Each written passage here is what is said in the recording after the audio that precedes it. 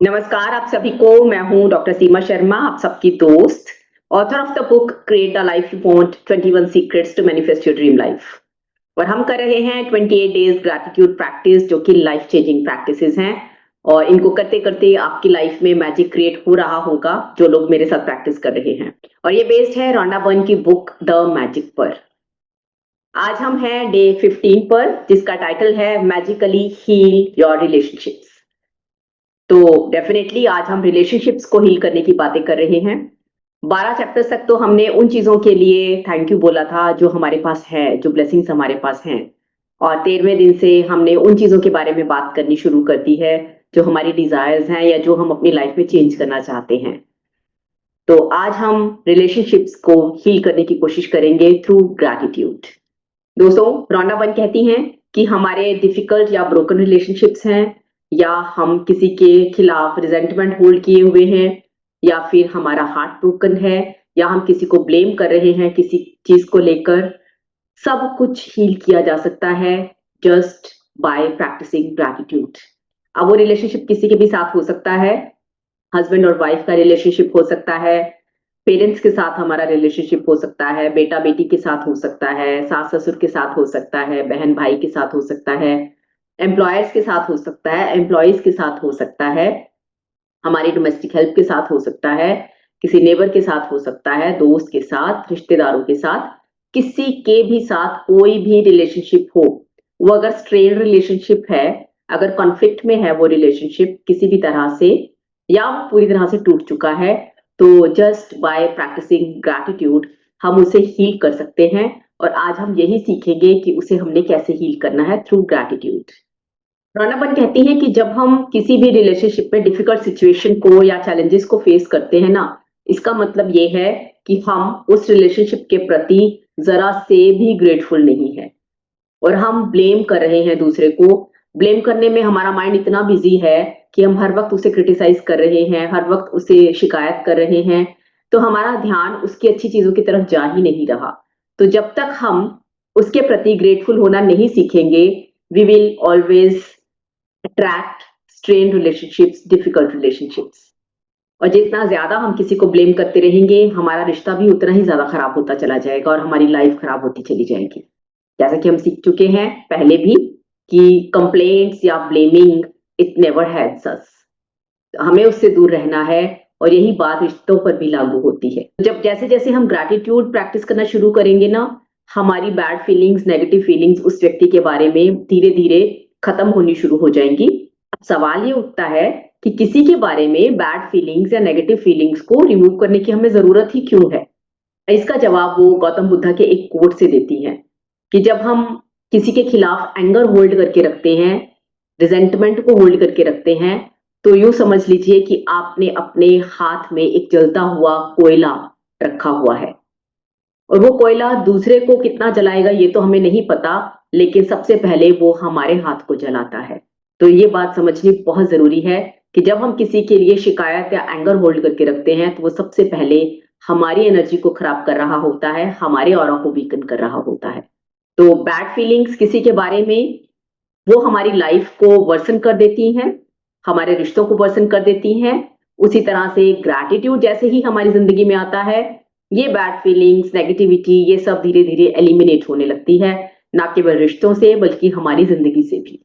For example, अगर अपने husband या वाइफ के साथ आपका रिश्ता अच्छा नहीं है, और या तो आप सेपरेट हो चुके हैं या फिर अभी भी कॉन्फ्लिक्टिंग रिलेशनशिप में हैं, तो अपने बच्चों की तरफ देखिए, और उन बच्चों के चेहरे में अपने पार्टनर का चेहरा देखिए, जिनकी वजह से वो बच्चे आपके जीवन में आए हैं। तो वो प्यारे प्यारे बच्चे जिसकी वजह से मिले हैं, उसके लिए ग्रेटफुल होना तो बनता है। क्योंकि अगर वो व्यक्ति आपकी जिंदगी में ना आया होता, ना आई होती, तो ये बच्चे आपके जीवन में ना होते। So this is the first step towards thinking positive towards the other person. चाहे वो कितना भी खराब क्यों ना हो हमारा रिश्ता, चाहे कितनी भी प्रॉब्लम्स क्यों ना हो हमारे रिश्ते में, we can just look at our children and say thank you to our partner, to our spouse। और ऐसा करके ना केवल हम अपने रिश्तों में मिठास घोलने की कोशिश कर रहे हैं, बल्कि हम अपने बच्चों को भी सिखा रहे हैं कि हार्मनी कैसे क्रिएट की जाती है, पीस कैसे क्रिएट किया जाता है लाइफ में। And they will also learn the same thing from us, और वो है ग्रैटिट्यूड। उसे वो प्रैक्टिस करना हमारे थ्रू सीख जाएंगे और हमें अलग से उन्हें बताना नहीं पड़ेगा। वो समझ जाएंगे कि हमारी मम्मी ने या हमारे पापा ने ग्रैटिट्यूड को प्रैक्टिस करते करते अपने रिश्ते को ठीक किया है, तो this will work for everybody and this will work for us as well. If you are heart broken or your relationship has ended, किसी भी वजह से आप अकेले रह गए हैं, तो ग्रैटिट्यूड प्रैक्टिस करते करते आप अपनी उस इमोशनल पेन पर भी काबू पा सकते हैं, उसे भी ओवरकम कर सकते हैं।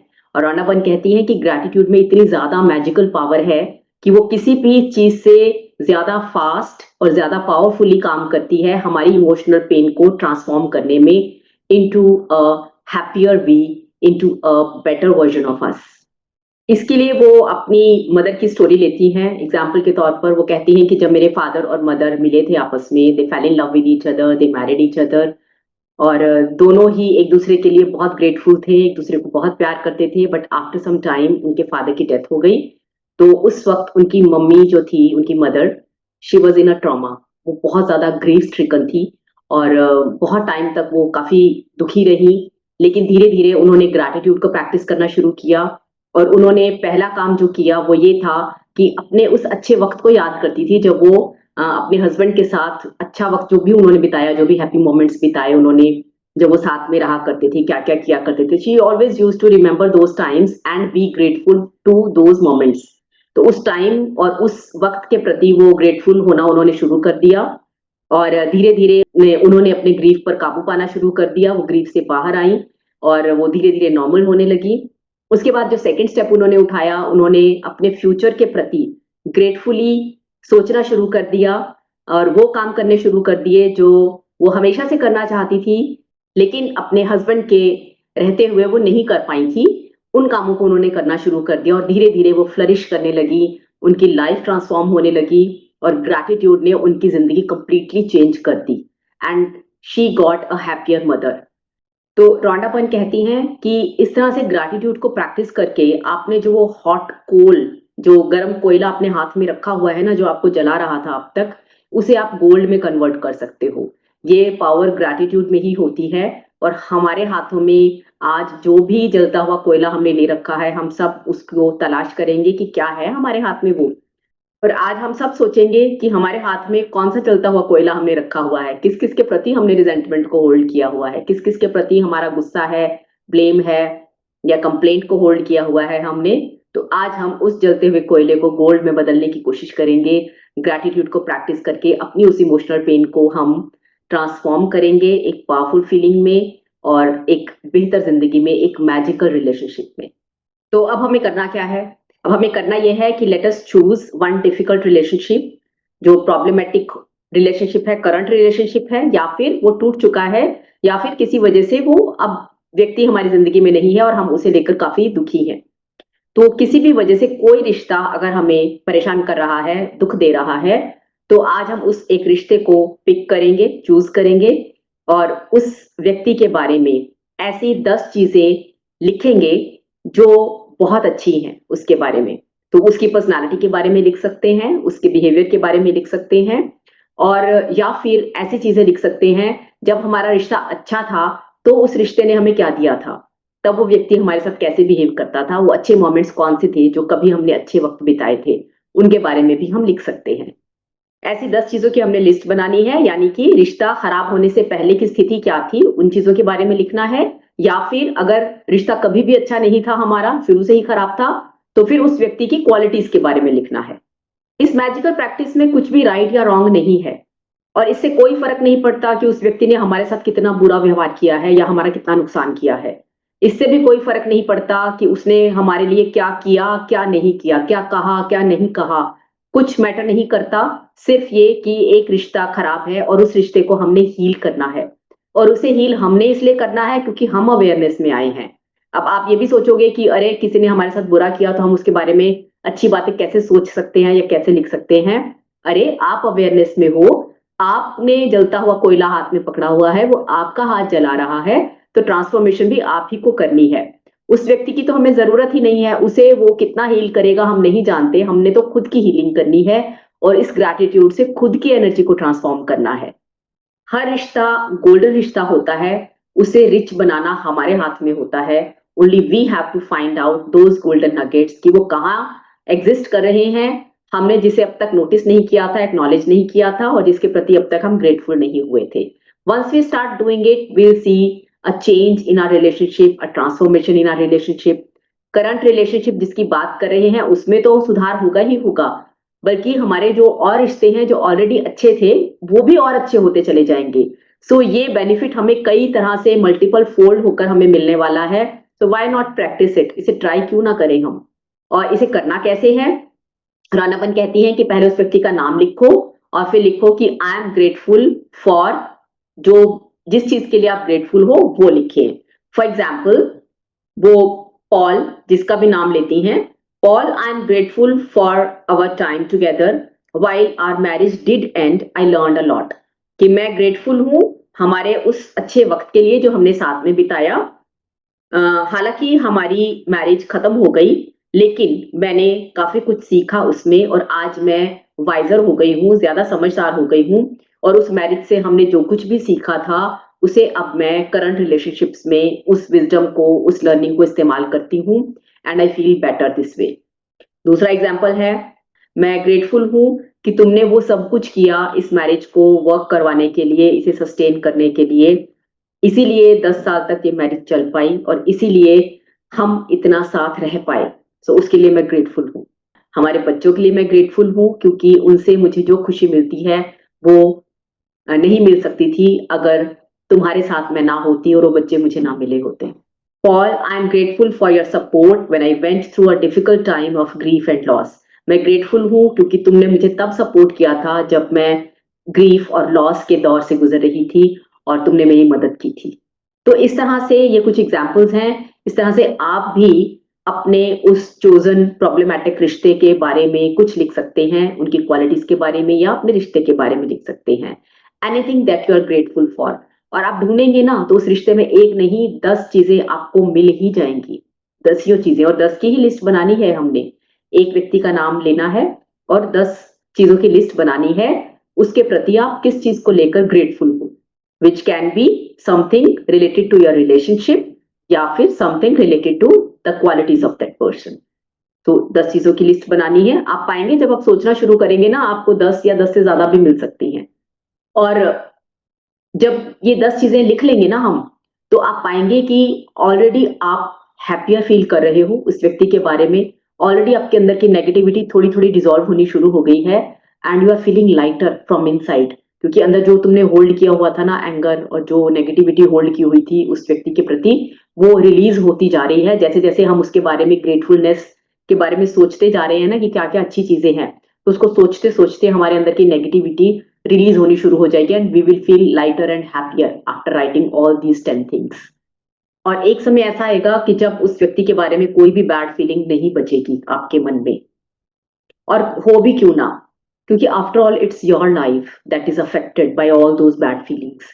तो उसे हटाना हमारे लिए जरूरी है क्योंकि वो हमें अफेक्ट कर रही है, हमारे पर्सोना को अफेक्ट कर रही है, हमारे ऑरा को अफेक्ट कर रही है और हमारी एनर्जी को अफेक्ट कर रही है। हमारी एनर्जी को वो ड्रेन आउट कर रही है। हम वो बैड फीलिंग्स जितनी जितनी हम स्टोर करते जा रहे हैं अपने अंदर, हमारी एनर्जी ड्रेन आउट हो रही है उससे। So it's important for us to release all those bad feelings and generate gratefulness instead of that. जिस रिश्ते के बारे में हम ये प्रैक्टिस कर रहे हैं, अगर वो रिश्ता बहुत ज्यादा खराब है तो उतने दिन तक हम इस प्रैक्टिस को हर रोज करेंगे जब तक कि हमारे मन में उसके प्रति बैड फीलिंग कंप्लीटली डिसअपियर नहीं हो जाती। और उसके अलावा हम एक से ज्यादा लोगों के लिए भी कर सकते हैं और हर रोज कर सकते हैं, करते ही रह सकते हैं, क्योंकि रिश्ते तो हमारे लिए बहुत इंपॉर्टेंट हैं। अगर रिश्ते ना होते तो हम किससे बात करते ना, हमें फैमिली भी चाहिए, दोस्त भी चाहिए, रिश्तेदार भी चाहिए। तो रिश्तों को सुधारने के लिए अगर हम लगातार कोशिश करते रहेंगे तो ये हमारे लिए अच्छा होगा डेफिनेटली। जितने ज्यादा रिश्ते खुशनुमा होंगे उतना ज्यादा हम लाइफ को एंजॉय कर पाएंगे, अपने आसपास उतने ही पॉजिटिव लोगों को हम अट्रैक्ट कर पाएंगे। और किसी भी रिश्ते को चेंज करने के लिए, ट्रांसफॉर्म करने के लिए केवल एक व्यक्ति की जरूरत होती है और ये वो व्यक्ति होता है जो ग्रैटिट्यूड को प्रैक्टिस कर रहा होता है। क्योंकि जब हम ग्रैटिट्यूड की फीलिंग या वाइब्रेशन बाहर भेज रहे होते हैं तो सबसे पहले तो वो मेरी हीलिंग करेगा, सबसे पहले वो मुझे बेनिफिट करेगा, दूसरे को तो वो बाद में जाकर टच करेगा। So it's very important to start healing yourselves with the feelings of gratefulness. और इस प्रैक्टिस को करना अगर हमने सीख लिया और ये हमारी हैबिट में आ गई, तो आगे भविष्य में भी अगर कोई रिश्ता हमें ज़रा-सा भी खराब होता हुआ दिखाई देगा या उसमें चैलेंजेस फेस करते नज़र आएँगे हम खुद को, तो हम ये वाली प्रैक्टिस शुरू कर देंगे। तो वो इससे पहले कि वो डिटेरियोरेट हो और ज़्यादा वर्सन हो, उसे हम पहले ही रोक लेंगे, पहले ही हम उसे इम्प्रूव कर लेंगे। So this can work anyways. तो इस प्रैक्टिस को हर रोज़ करते रहना ज़रूरी है और इसे अपनी हैबिट में लाना बहुत ज़रूरी है कि हम अपने रिश्तों को लेकर हीलिंग करते रहें और ग्रेटफुलनेस की प्रैक्टिस करते रहें। तो हमेशा अपने रिश्तों को लेकर ग्रैटिट्यूड में रहें, which is very important to find a happier you. तो आज की प्रैक्टिस से हमने क्या जाना कि we can magically heal our relationships, कि हमने एक ऐसा रिश्ता चूज़ करना है जो प्रॉब्लमैटिक है, जो डिफिकल्ट है, जो चैलेंजिंग है हमारे लिए, दुःख दे रहा है हमें। तो वो रिश्ता हमारा करंट रिलेशनशिप भी हो सकता है या टूट चुका रिश्ता भी हो सकता है, और उस व्यक्ति के बारे में हमने उसका नाम लेकर 10 अच्छी चीज़ें लिखनी है। उस वक़्त की लिखनी है जब हमारा रिश्ता अच्छा था, या फिर उस व्यक्ति की क्वालिटीज़ के बारे में लिखना है। तो वो 10 चीज़ें जब हम लिख लेंगे तो हम खुश महसूस करेंगे, and we will say thank you, thank you, thank you to the universe, जैसे कि हम हमेशा कहते हैं 3 बार thank you, and we will close the chapter. Next day अगर चाहें कि हम इस प्रैक्टिस को और बढ़ाना चाहते हैं, हमने और इम्प्रूवमेंट करनी है जब तक कि वो कंप्लीटली इम्प्रूव ना हो जाए, तो we can do it daily. और उसके अलावा मैं रिपीट करा दूं कि हमारी जो डे 1 और डे 2 की एक्टिविटीज हैं, जिसे हम हर वक्त करते हैं, हर रोज करते हैं। Number 1, count your blessings, which is in the morning. 10 blessings हर रोज लिखनी है, और डे 1 से लेकर आज तक जितनी भी ब्लेसिंग्स हमने लिखी हैं उन्हें पढ़ना है, और हर ब्लेसिंग के अंत में thank you, thank you, thank you बोलते जाना है। रात को मैजिक रॉक प्रैक्टिस करना मत भूलना। जो बेड साइड पे आपने मैजिक रॉक रखी हुई है उसको रात को हाथ में लेना है, दिन भर की अच्छी अच्छी घटनाओं के बारे में सोचना है और ग्रेटफुल फील करना है। उनमें से जो सबसे अच्छी घटना थी उसे ज्यादा देर तक होल्ड करके रखना है अपने मेमोरी में, और उसके लिए जॉय फील करना है, ग्रेटफुलनेस फील करना है, और सो जाना है। तो ये थी डे 15 की ग्रैटिट्यूड प्रैक्टिस, जिसमें हमने रिलेशनशिप को हील करना सीखा, उसके प्रति ग्रैटिट्यूड, आभार व्यक्त करना सीखा। और मैं समझती हूँ कि आप लोग लगातार ये वीडियोस देख रहे हैं, अपनी प्रैक्टिसेस को कर रहे हैं मेरे साथ, और अपनी लाइफ में मैजिक क्रिएट कर रहे हैं। तो मिलती हूँ कल नए वीडियो के साथ, नई प्रैक्टिस के साथ। तब तक मेरे साथ प्रैक्टिसेस करने के लिए धन्यवाद। आप अपनी लाइफ में मैजिक क्रिएट करते रहिए, मैनिफेस्ट करते रहिए अपनी विशेस। आपको बहुत सारा प्यार और बहुत सारी ब्लेसिंग्स।